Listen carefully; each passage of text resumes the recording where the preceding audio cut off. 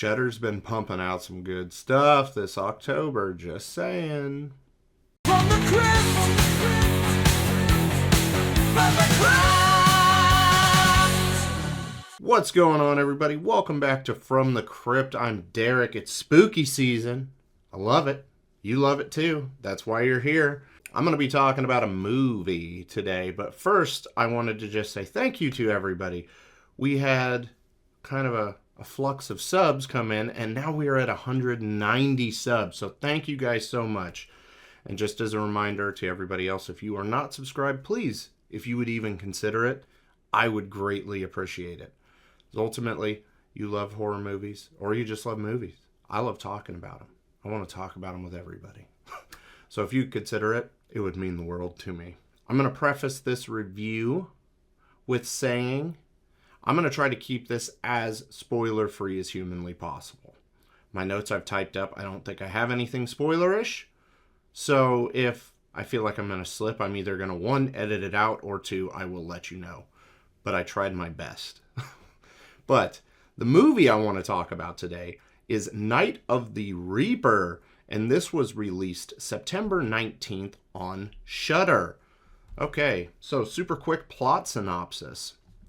A girl returns from college to home, and a killer is on the loose.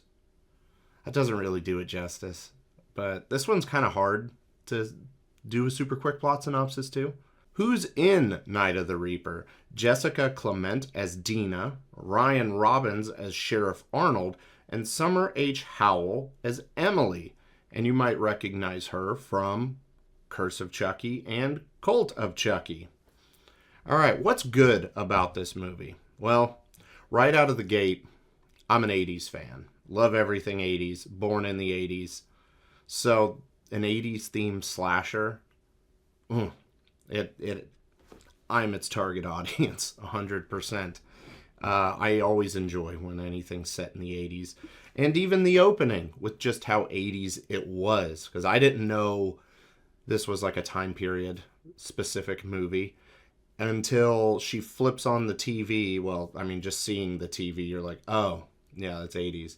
And then listening to Pat Benatar and just, dancing around and stuff.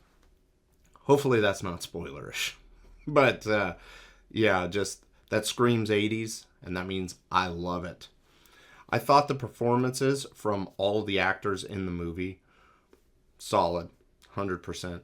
Even the sheriff, because there is some emotional, there's a lot going on with the sheriff. And I felt he nailed the perfect balance of emotion that he needed to have in this movie.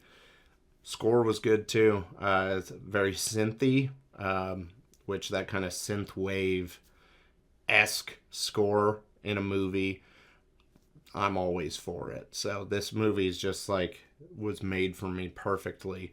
But the one thing I'll be honest about that had me worried right out of the gate is I was just expecting this to be just a run-of-the-mill slasher, the one that we have they're a dime a dozen, but I still love all of them, or can at least mostly find something to love about them. I was expecting that, and this movie did such a great job of just making me think we're going here, and we're going there, and we're going there 10 times harder. So it kept me actively engaged in the movie. I didn't tune out or I need to check my phone for something. Never once did I feel the need to pull myself out of the cinematic experience, because there's some twists and turns, and it did take me for a ride. Now, there was one kill in the movie, and I'm not going to go super in-depth or anything about it, because when you watch the movie, you will know it was pretty brutal. And I definitely liked that, because the other kills, they kind of let off a little, well, not let off, but there are some cutaways. Hopefully that's not spoilery. I don't know. I suck at doing spoiler-free reviews, okay? I'm trying my best. I don't want to ruin this for people because I want them to watch it and experience it. There's one kill that when you see it, you'll be like, oh, that was the kill he was talking about. Okay, yeah, that was pretty sweet. Last thing I will say about what's good is oftentimes when you watch a movie, it might stick around, just kicking around in your head a little bit. Sometimes it's for bad reasons, like the more you think about it, the more you hate it. I'll give an example. It would be like Captain Marvel or Star Wars Rise of Skywalker. Initial watch, I was like, it was okay. And then the more it marinated and like really sunk in, the more I was like, yeah, screw that. No, awful, garbage. This movie was the exact opposite, because the more it's turning and kicking around upstairs, the more I'm like, God, I really did enjoy this movie a lot. So that is a massive plus. All right. So all these good things. What's bad about Night of the Reaper? And honestly, I didn't really have any like big glaring issues with the movie. I mean, I thought it moved along fine. The characters were all believable and good. It was well written. Everything in my mind for the movie was definitely done at like a 7 or higher, and that doesn't warrant any complaints by any means. So we'll just move on to rewatch, buy, and review. Would I rewatch this movie? Yes, I definitely would, and I'm actually probably going to here within the next couple weeks. Would I buy Night of the Reaper? If I ever find Shudder Blu-rays at like Walmart or something, and I mentioned this during my VHS Halloween review, which if you haven't check that out by all means. I only see DVDs and I only buy Blu-rays. So if I see a Blu-ray of this in my local Walmart or just wherever I'm at, I would happily buy this movie and wouldn't even think twice. So what score am I going to give Night of the Reaper? I'm going to give it an 8.5. Now, as I said, I am going to be rewatching this here within the next couple weeks, because we still got a few days of spooky season. This movie's just good. Everything is well done. If you like 80s themed slashers, this one is not your run-of-the-mill like it is. Like every other slasher is seemingly. Like, girl fights, or killer kills people. Killer finds final girl.